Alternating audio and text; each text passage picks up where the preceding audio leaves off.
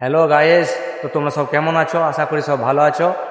তো আজকের ব্লগটার main topic হচ্ছে সকাল থেকে সন্ধ্যে অবধি আমি কী করি, কী কাজ করি, ইত্যাদি ইত্যাদি। তো চলো এই ব্লগটার মাধ্যমে তোমাদের সবাইকে দেখাবো।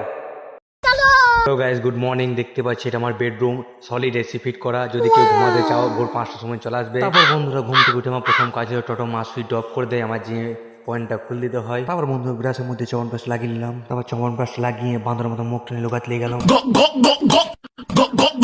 তারপর বন্ধুরা দেখছি মা কটা চার ভিজি মুড়ি দিন রেডি করে। তারপর বন্ধুরা ভিজে মুঠো মুখে ভরে কাজ যাওয়ার উদ্দেশ্যে ছাড় তুলে নিয়ে বেরিয়ে পড়লাম। তারপর দেখছি ঘরে হাতে গেলাম, রাস্তায় বাঁধা রয়েছে। আর আমাকে রাস্তা দেখে দেখে নিয়ে যাচ্ছে আমার ঘরে ডক্টর। আর এটি দাঁড়িয়ে আমার কেটিএম ডাউট জীবন কোনো কাজে যায়। তারপর চলে এসেছে আমার বন্ধু। দেখছি বন্ধু কোন ইয়াং পাড়া, কিন্তু কি করে মিলিয়ে হবে, এটা আমার বন্ধু। সেই বন্ধুর সঙ্গে চলে আমার একটা বন্ধুকে তুলতে পাশে গ্রাম বক্রেশ্বর, ওখানে বন্ধু দাঁড়িয়ে আছে। তারপর পৌঁছানো বন্ধু বক্রেশ্বর গ্রামে। দেখছিল বন্ধু হেঁটে হেঁটে আসছে, সেটা ডাব্বার হলে কি হবে, বুদ্ধি অনেক গিটে গেটে। তারপর কাজের ঠিকানার উদ্দেশ্যে বেরিয়ে পড়লাম তিন বন্ধু মিলে। তারপর অবশ্যই পৌঁছলাম সেই কাজের ঠিকানায়। তো আমরা কাজটা কি করি বন্ধুরা পরে ভিডিও দেখাবো। তো চলো এখন ঘর যাই, ঘরে অনেক কাজ আছে, যে টোটাল বাইক করতে হবে খাবার। তারপর চললাম বন্ধুরা বাড়ি থেকে বেরিয়ে এসে আমাদের ভাইরাল জায়গা বক্রেশ্বর বাবার মন্দিরে গেট, সেখানে আমাদের টোটো স্ট্যান্ড, সেখানে চললাম।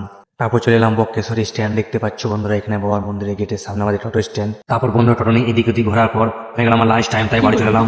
বাড়ি এসে দেখি বাবার কেটিএম ডাকানো আছে।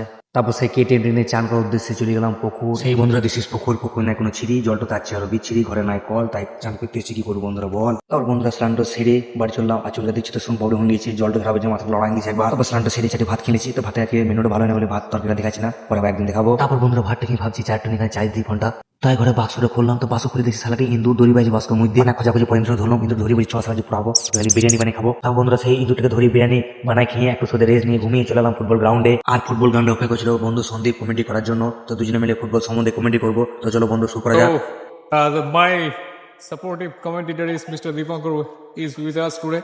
And today, what do you think about the Ronit? How is this playing? I don't understanding is very uncomfortable boy. Cricket and football only focus for phone. Just about this is speaking. We are the Old man. So thank you so much for watching this video and have a nice day everyone. And we will make more vlogs like this. So stay tuned with us. Stay tuned with us. So thank you so much, Dipankar. Nice to Very welcome to yeah. Good things. I want is like this. Yeah, His next like comment and is subscribe. And he's a very good influencer.